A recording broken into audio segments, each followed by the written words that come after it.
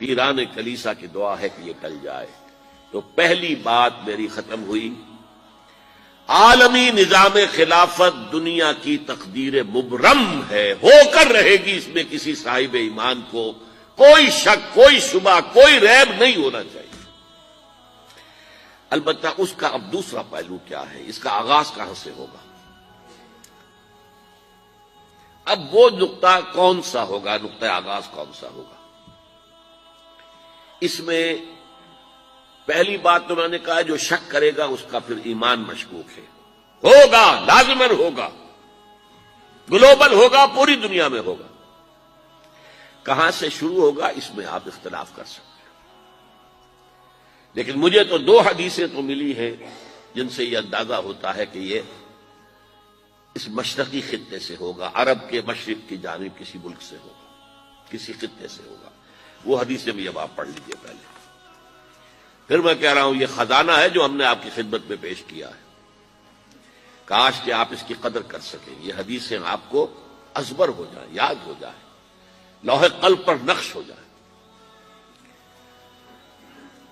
ہندوستان اور خراسان یعنی موجودہ افغانستان کا ذکر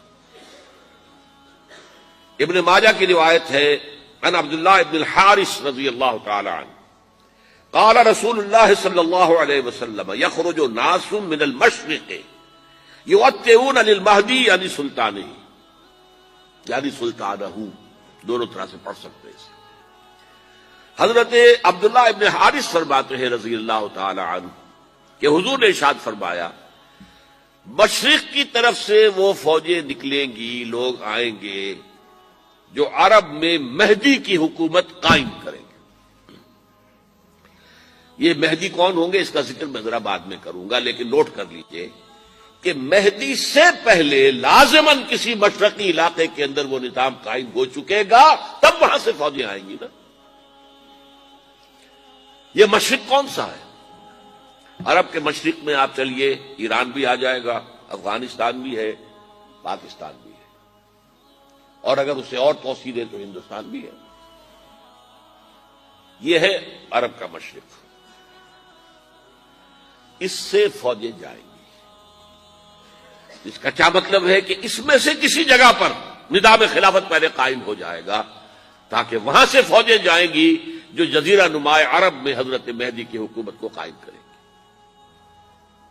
اب دوسری حدیث سنیے، یہ سنن ابن ماجہ کی حدیث تھی جو میں نے آپ کو سنائی، آپ نے پڑھی۔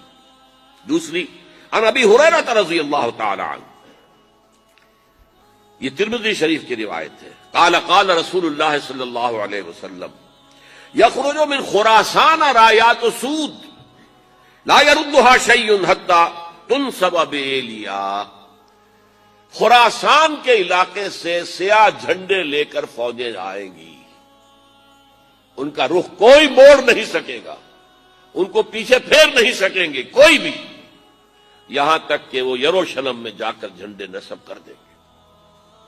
ایلیا حضور کے زمانے میں یروشلم کو کہتے تھے۔ یہ یروشلم تھا جب حضرت سلیمان کی حکومت تھی اور یہاں پر معبد سلیمانی، ہیکل سلیمانی قائم ہوا، پھر یہ یروشلم ہی رہا ہے تاریخ میں، یہاں تک کہ سن 70 عیسوی میں جب ٹائٹس رومی جنرل نے اس کو گرایا، ختم کیا، سیکنڈ ٹیمپل گرا دیا اور یہاں سے یہودیوں کو کہا نکل جاؤ، یہاں سے کوئی یہودی باقی نہیں رہا، بالکل تہو بالا برباد کر دیا۔ اس کے کوئی 150 سال بعد ہیڈریان، رومن ایمپرر ہیڈریان، اس نے پھر دوبارہ آباد کیا اس شہر کو۔ 150 سال تک یہ بالکل بنجر اور بالکل غیر آباد پڑا تھا۔ اب ہیڈریان نے جب آباد کیا تو اس کا نام ایلیا رکھا، اب یروشلم نام نہیں تھا۔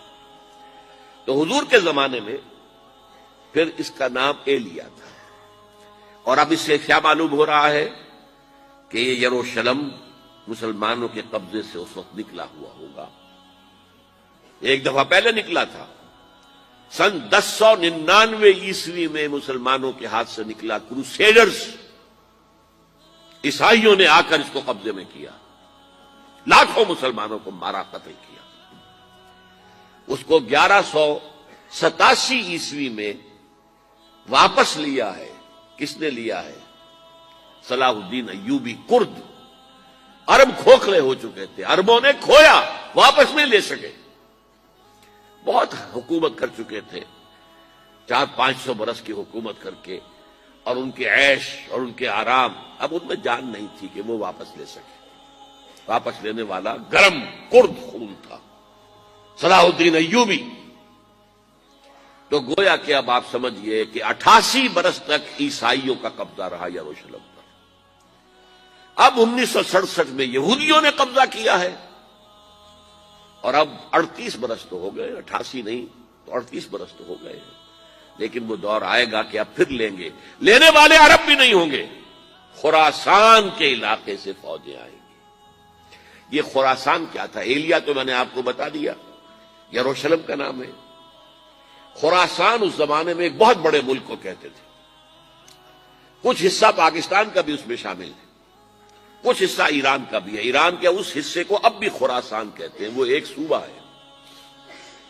خراسان ایک صوبہ ہے ایران کا، چھوٹا سا.